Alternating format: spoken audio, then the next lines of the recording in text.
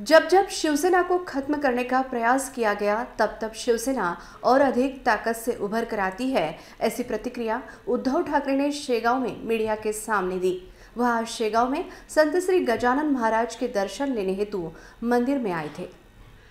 शिवसेना कार्य प्रमुख उद्धव ठाकरे का बुल्ढाना दौरा चल रहा है। गुरुवार को उनकी चिखली, मोताला तथा जलगांव जामोद में जनसंवाद सभा संपन्न हुई। बीती रात उनका शेगांव में मुकाम था। आज शुक्रवार को उनकी खामगांव, मेहकर तथा सिंदखेड़ राजा में भी सभा का आयोजन किया गया था, लेकिन शिवसेना के वरिष्ठ नेता और राज्य के पूर्व मुख्यमंत्री मनोहर जोशी का निधन होने का समाचार आने के बाद उन्होंने अपना बाकी सभी कार्यक्रम रद्द कर दिया। संत शिरोमणि श्री गजानन महाराज का दर्शन लेकर वह मुंबई की ओर रवाना हो गए। मंदिर में आने के बाद श्री संत गजानन महाराज संस्थान की ओर से उनका सत्कार किया गया। इस अवसर पर उनके साथ विधायक संजय राउत, विधायक अरविंद सावंत, विधान परिषद के विरोधी पक्ष नेता अंबादास दानवे, गजानन महाराज संस्थान के नीलकंठ दादा पाटिल, मिलिंद नार्वेकर समेत शिवसेना के प्रमुख पदाधिकारी उपस्थित थे।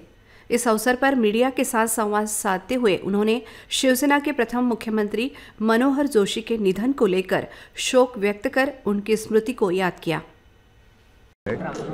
आता तुम्ही जे विचारलं बरोबर आहे। मनोहर जोशी मुख्यमंत्री होते, मनोहर जोशी लोकसभेचे अध्यक्ष होते, मनोहर जोशी केंद्रीय मंत्री होते, पण त्याहीपेक्षा ते एक सच्चा शिवसैनिक होते।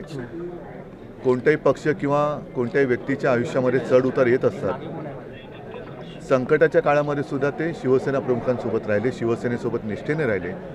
एवढंच नव्हे तर ज्या वेळेला शिवसेना प्रमुखांना अटक झाली होती बेळगाव कारवारच्या सीमा आंदोलनाच्या वेळेला, तेव्हा शिवसेना प्रमुखांसोबत मनोहर जोशी आणि दत्ताजी साळवी सुद्धा होते। एकूणच जीवाला जीव देणारे हे सगळे शिवसेना प्रमुखांचे निष्ठावान शिवसैनिक हे आपल्यातून निघून जात आहेत। हे फार मोठं एक दुर्दैव आहे। आणि आज मी नेमका बुलढाण्याला आहे। मी आता निघालोच आहे मुंबईला।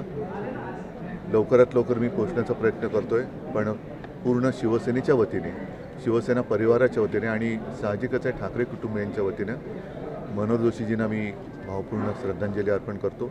कारण असे सगळे जीवाला जीव देणारे कार्यकर्ते त्याही वेळेला होते, आजही आहेत।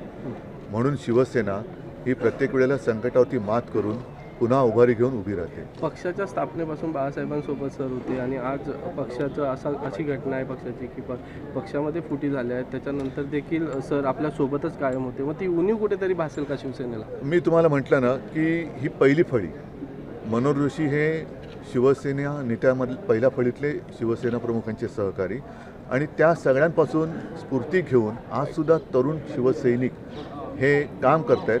आणि त्याचमुळे आपण बघतात की शिवसेनेवरती आत्तासुद्धा संपवण्याचा जरी प्रयत्न केला तरी शिवसेना संपत नाही, उलट ती वाढते।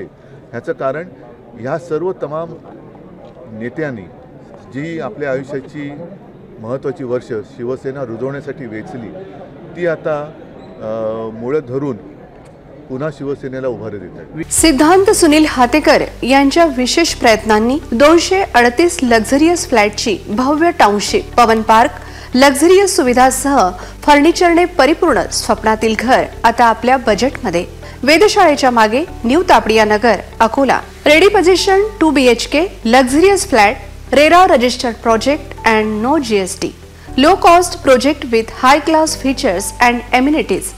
Builder and engineer Sunil Hatekar presents Pavan Park. We build elegant homes. For more details, 8983115132. Also scan QR code for site visit.